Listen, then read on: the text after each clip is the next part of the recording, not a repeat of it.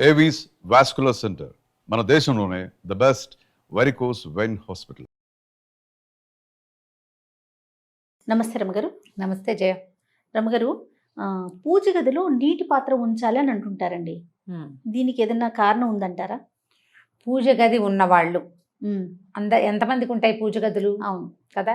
దేవుడికి ఒక గూడు, ఒక గూడో ఒక చెక్క మీద దేవుని పెట్టుకుంటాం. వంటింట్లోనే ఒక గూడు ఒక ర్యాక్లో ఏర్పరచుకోవచ్చు. హాల్లో ఏదో ఒక పక్కన పెట్టుకుంటాం. ఇంట్లో రాగానే ఒక పక్కన పెడతాం.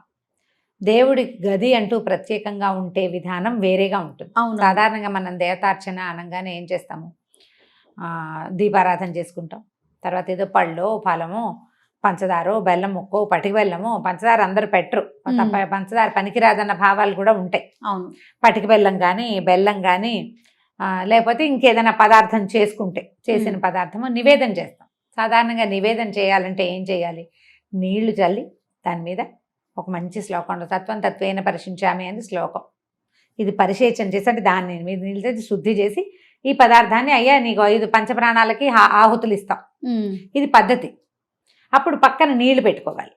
మనం ఏ పదార్థాన్ని నివేదన చేసినా అంటే అన్న నివేదన చేసినప్పుడు మనం అన్నం తినేటప్పుడు ఎట్లా మంచినీళ్ళు పెట్టుకుంటామో అట్లా ఒక గ్లాస్తో తప్పకుండా నీళ్లు పెట్టాలి. ఉడికించిన పదార్థాలు ఏవి నివేదన చేసినా, ఒక్కటి చేసినా 10 చేసినా కూడా, పాయసం చేసామనుకో పాయసము మంచినీళ్ళు, పులిహార చేస్తే పులిహార మంచినీళ్ళు, అన్నం మీద కాస్త బెల్లం ముక్క పెట్టి కాస్త నేర్చుకేసి నివేదన చేసామనుకో అప్పుడు కూడా ఒక గ్లాస్ మంచినీళ్ళు.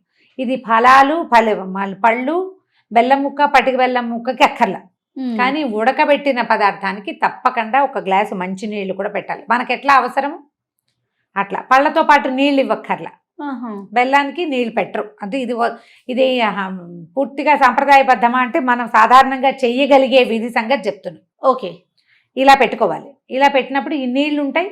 తర్వాత మనం నీళ్లు చల్లే నివేదన చేస్తాం. నీళ్లు చల్లకుండా పళ్ళని ఊరికే పెట్టి తీసుకో అని చెప్పరు. పూజా విధానం అంటే ఒట్టిగా దీపారాధన పెట్టి 2 పళ్ళు పెట్టి దండం పెట్టుకునే వాళ్ళకి కాదు ఇది.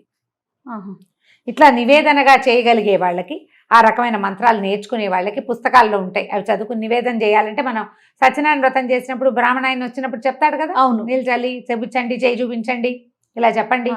మనకు మంత్రం చెప్పకపోయినా ఆయన మంత్రం చెప్తాడు, మనతో క్రియ చేయిస్తాడు. అవును కదా.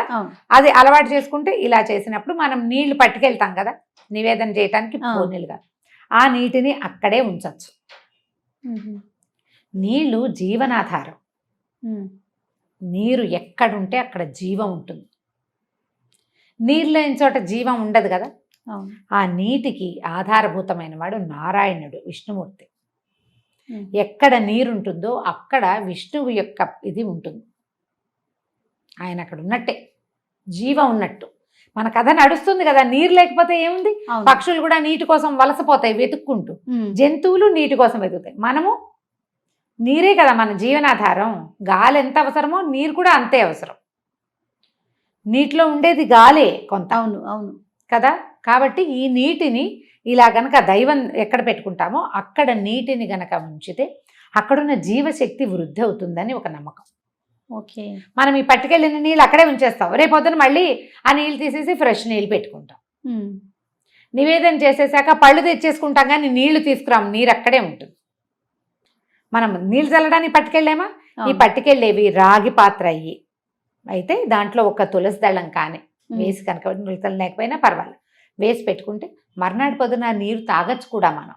ఓకే, శుద్ధంగా ఉంటే. దుమ్ము అవి పడితే కాదు. ఆ నీళ్ళని ఏం చేస్తాం? ఒకళ్ళు తాగలేదు మొక్కల్లో అది చేస్తాం కదా. ఇట్లా నీటిని గనక ఉంచితే ఏమవుతుందంటే మనకి భగవంతుడిని మనం ఎక్కడ స్థాపన చేసి మనం నమ్ముతాం. మన ఇంట్లో పూజ గదిలోనో దేవుడి గుడి దగ్గర కూర్చుని మనసు ప్రశాంతంగా ఉంటుంది. అక్కడున్న ఆ శక్తి వృద్ధి అవుతుంది ఈ నీటిని ఉంచటం వల్ల. ఒకవేళ మనకి ఇలా అవకాశం లేదు, గది లేదు, కింద కూర్చునే వీలు లేదు, ఎక్కడో గోడకు ఒక చెక్క పెట్టుకున్నాము, దేవుడి పటాలన్నీ పెట్టుకుంటాం. తెల్లవారుగానే ఏదో 2 పువ్వులు పెట్టుకుని కాస్త దీపం పెట్టుకుని అగరత్తులు వెలిగించు దండం పెట్టుకుంటాం. అక్కడ కూడా మీరు ఒక గ్లాసు నీళ్ళు పెట్టుకోవచ్చు. పడిపోకుండా ఏర్పరచుకొని పెట్టుకుంటే పవర్ పెరుగుతుందని భావన. అక్కడ జీవశక్తి వృద్ధి అవుతుంది అని. అవకాశం ఉంటే పెట్టుకోండి, అవకాశం లేకపోతే మనస్ఫూర్తిగా ఒక నమస్కారం చేయండి. ఎందుకు పెడతారు అని చెప్తున్నాం కానీ పెట్టి తీరవలసిందేనని మాత్రం లేదు. అవును అవును ఓకే, పెట్టాల్సిందే అని కాదు. పెట్టుకుంటే మంచిది, మీకు కుదిరితే పెట్టుకోవచ్చు. మీ ఇంట్లో అలవాటు కూడా ఉంటే, లేనిపోని అలవాట్లు చాదస్తాలకి దిగద్దు, కాంప్లికేటెడ్గా చేసుకోకండి లైఫ్ని. అక్కడ అవకాశం లేదు, నీళ్ళు ఏదో పెట్టకపోతే అయిపోతుంది. పంప మునిగిపోతుంది అలా అనుకోదు. అలాంటి భావాల్లోకి వెళ్ళదు. నేను ఏ పాయింట్ చెప్పినా మిమ్మల్ని చాదస్తాల వైపు, పాత పద్ధతుల వైపు తప్పకుండా అది చేసి తీరాలనే భావాల్లోకి తీసుకెళ్ళటం లేదు. ఆ ప్రయత్నం చెయ్యను నేను. మీకు అవకాశం ఉంటే చేసుకోమంటారు. చేయండి, ఆసక్తి ఉంటే. ఒకవేళ మీరు పెట్టదలుచుకున్నారు, మీకు అవకాశం ఉంది, ఇంట్లో పెద్దవాళ్ళు వద్దన్నారు అనుకోండి, అప్పుడు పెట్టద్దు. మన ఇంట్లో అలవాట్లేదు, ఇప్పుడు నీళ్ళు పెడితే ఏవేవో వస్తాయి, ఏం అవ్వదు, మంచే. కానీ వాళ్ళు వద్దు అంటున్నప్పుడు ఎందుకు? వద్దంటున్నప్పుడు చెయ్యొద్దు. దాని బదులు ఇంకొకటి చేయొచ్చు, చెప్తాను. మన వాకిట్లో కానీ, మేడ మీద కానీ, మన బాల్కనీలో కానీ పక్షులు తిరుగుతూ ఉంటే ఈ ఎండాకాలం రోజు ఒక బౌల్తో నీళ్ళు పెట్టండి. భగవంతుడి దగ్గర పెట్టిన దాంతో సమానం. జీవాలకి మనం నీరిస్తున్నాం, మరి నీరే జీవనాధారం అని చెప్పుకున్నాం కదా. ఆ నీటిని ఇచ్చినందుకు భగవంతుడు మనని కరుణిస్తాడు. ఇది గొప్ప సహాయంగా పరిణమిస్తుంది. ఎలా దేవుడి దగ్గర నీళ్లు పెడితే ఫలితమో, పక్షులకి నీరు పెట్టినా కూడా అంత మంచి ఫలితం కూడా లభిస్తుంది. ఆహారం వేయకపోయినా పర్వాలేదు, అవి పురుగులో ఒడ్లో ఏవో ఒకటి వెతుక్కుని తింటాయి.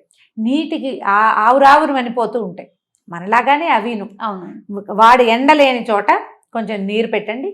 ఒకవేళ అలా కుదరనప్పుడు ఇలా చేసుకోండి. ఇది మంచిది, మనకు ప్లస్ అవుతుంది, పాజిటివ్ ఎనర్జీ. అది అవకాశాన్ని బట్టి చేయండి. దీన్ని అయితే ఎవరు కాదనేది కాదు కదా. ఎవరు కాదంటారు కదా, అది పెద్దవాళ్ళు కాదంటారు. మన ఇంట్లో అలవాట్లేదు, మనకి లేదు, లేనిపోని చాదస్తాలకి వెళ్ళొద్దు, అలాంటివి ఏమైనా ప్రశ్నలే ఉండవు. ఉండకుండా ఉంటుంది. ఇది మంచి పద్ధతి. సూపర్ అమ్మ గారు. నమస్తే అండి. నమస్తే చేయ.